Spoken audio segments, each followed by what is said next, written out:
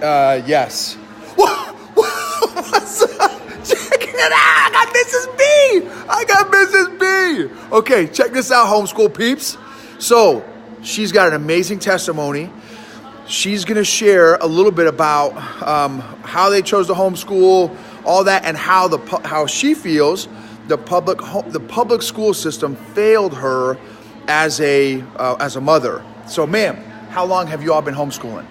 This will be our 6th year. Okay, and what did you get your degree in? Education.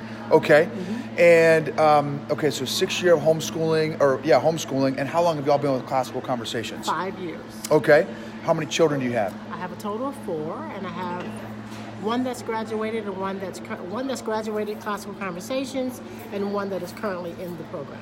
Oh, super. Okay. My 2 are older in college. So. Oh, awesome. Okay, did they homeschool? They did not. They didn't homeschool. They were in the public school system. Okay. Okay, so when you told me, she told me, Mrs. B told me that the public school system failed her, okay, which is that's all in. That's all in there, right? So, ma'am, why do you feel that, what's your story? Well, I had 4 children, 2 older. I have 2 who were doing well. Actually, my eldest daughter excelled. She was a straight A student, high GPA, did very well in public school. And I had a daughter who was under her who was surviving. She was doing well.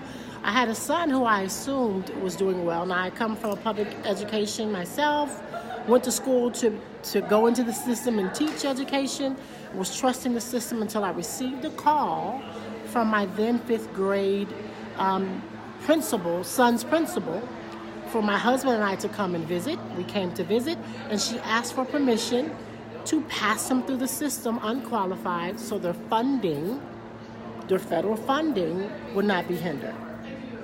And how did you feel about that?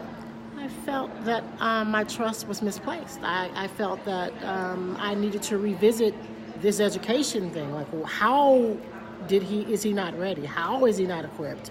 What's wrong? And it come to determine that my son did not fit the model for public school. He did not fit. He couldn't sit still. He couldn't have the size classrooms that they offer to be able to function and to survive and to progress. And there was nothing to support him.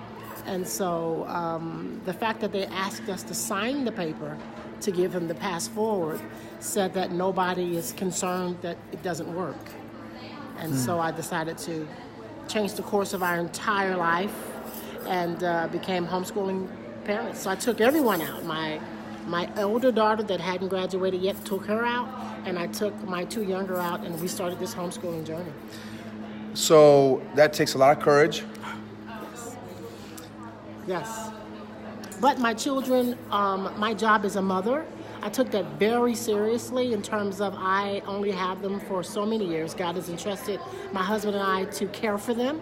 If it were a medical situation, I would quit my job and travel the world to get the right doctor. It is the same analogy in terms of education. My son is depending on my husband and I to take care of him. And so we did what it took to take care of him and his siblings educationally. And so now 6 years into this, that transition, how do you and your husband feel about the decisions that you guys made 6 years ago? We wish we had made it earlier. We wish we had the information that this tragic situation caused us to stop and go find the information. We wish we had the fire under us to do it before they got to be school age, because the benefits that they've gathered in the short time that we've been doing homeschool far exceeds anything that they had prior to that. How has your husband, how has he felt about the homeschool journey?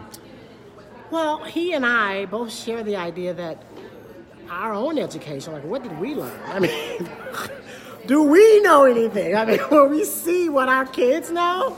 And the things, especially as they move into the high school years, that's what I love about Classical Conversations.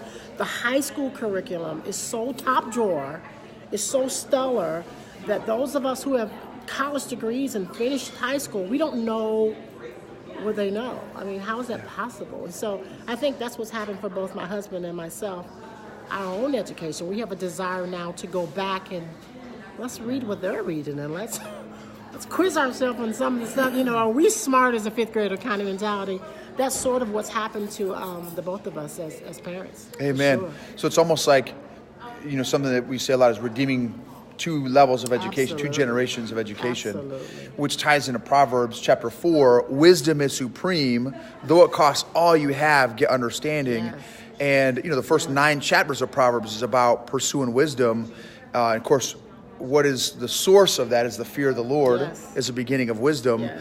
And anyway, I'm just super proud of you, ma'am, for the courage and the decision, the bravery that your family made, that you made, your husband made to, something we talk about today is change your family's legacy as a result. That's exactly right. And we believe that, God has given us everything pertaining to godliness, to life. He's given us everything. So the areas where we feel incompetent, because you do feel that sometimes, the areas where we feel unequipped, we lean more into the grace of God to give us what, and we trust Him, which has given our children the heart to trust us. Amen. You rock, man. Thank you. Thank you for sharing. Thank you, Noble.